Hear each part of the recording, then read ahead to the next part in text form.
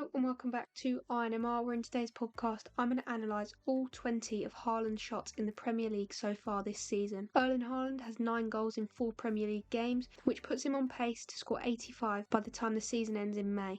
Obviously, Haaland isn't going to score 85 league goals this season, but anomalies do exist, and if the Premier League has ever known a player who could be described as an exception, that player is Erling Haaland. To see why, we're going to zoom out from those 9 goals and take a look at the 20 shots he's taken this season, which is more than any other player has taken so far. Not only has the Norwegian scored almost every other shot, but he has shown a huge overperformance in front of goal based on the quality of chances he has received. Haaland's first effort of the season ended in the back of Chelsea's net. After taking a touch to set himself with his right, Haaland carried the ball deep into the penalty area, forcing Robert Sanchez to come out and smother it, and then clipped a reverse finish past the Chelsea goalkeeper once he committed. It was the least typical finish of the 9 goals and 20 shots. Manipulating and carrying the ball in tight spaces isn't usually Haaland's game, so it was an unpredictable goal, but just because his finishes usually follow patterns doesn't mean they're any simpler to stop. The penalty that sent him on his way to a hat-trick against Ipswich was driven low and hard into the bottom left-hand corner, and if you take a look over his 51 career penalties outside of shootouts, you will notice that that's the side and method he often prefers, with power as important as placement. It's not all about that though. His second of the day from his second shot was a far more delicate goal.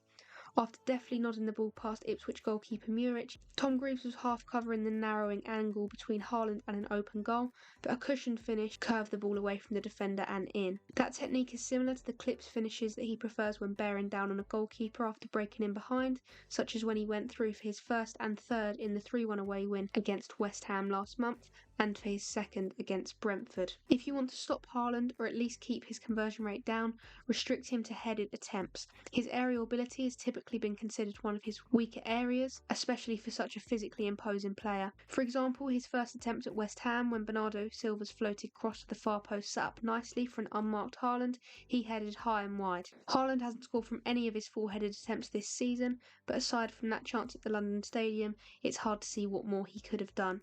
They were either speculative nods towards goal when it was difficult to generate any power, but in the case of the one against Ipswich, he forced an eye-catching save.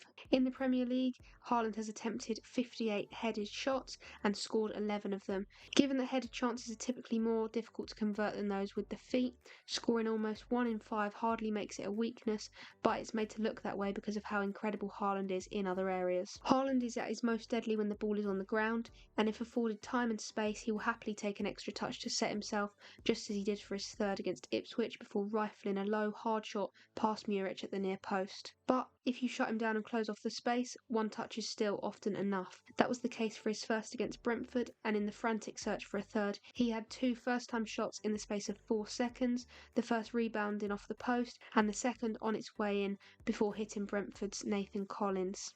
So far this season, Haaland has scored more goals on his own than any entire Premier League side.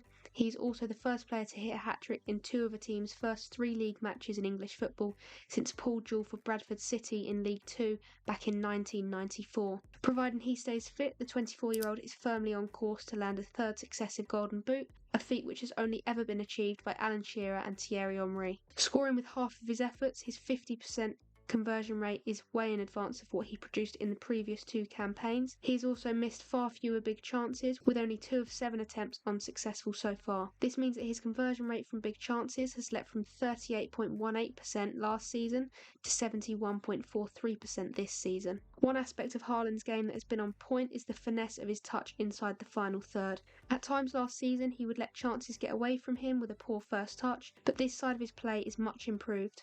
On the opening weekend in the 2-0 win against Chelsea, the Norwegian's fantastic close control inside the box saw him wriggle past 2 defenders before applying a finish. The way he set himself up for strikes against Ipswich and West Ham also stood out. Haaland has scored a goal every 8.57 touches so far this season, which of course is an unbelievable record, and across his entire Premier League career he's averaged a goal every 22.7 touches. Since records began at the start of the 2006-07 season, former Reading striker Adam Lafondra ranks second with a goal every 39.2 touches, followed by current forwards John Duran and Alexander Isak with 47.9 and 48.2 respectively. Haaland's run making has also been incredibly bright since the start of this season, converting 3 1v1s already, all from through balls he demanded after making dynamic sprints. Statistically, Haaland is making fewer runs than ever, but the selection of his movement has been spot on. When you analyse the runs he made prior to scoring this season's goals, it's impossible not to admire Haaland's awareness of space. Sensing a high line and knowing he was in between defenders on each occasion, all he needed was an accurate pass. Upcoming opponents would certainly be advised not to hold a high line on too many occasions, but sometimes, especially from turnovers, that can be unavoidable to be caught stranded with space in behind.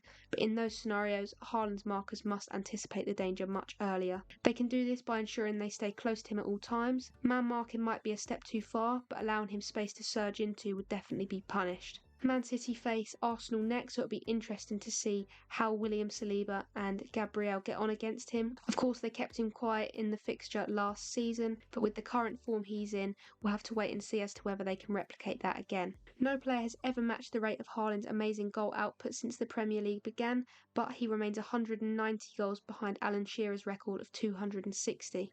But hypothetically, if we look at how long it would take for him to reach Shearer, given he's scoring at a rate of 1 goal per match at least, obviously scoring 70 goals in 69 appearances, it will take Haaland 3.5 seasons after this one to overtake Shearer. That's given he plays all 38 matches. If he misses 6 game weeks a year, then it would still only take him 6 seasons to overtake Shearer. That is where I'm going to end today's podcast, but there are plenty more that you can go and listen to. For extra content, be sure to check out my website, that's inmrfootball.co.uk.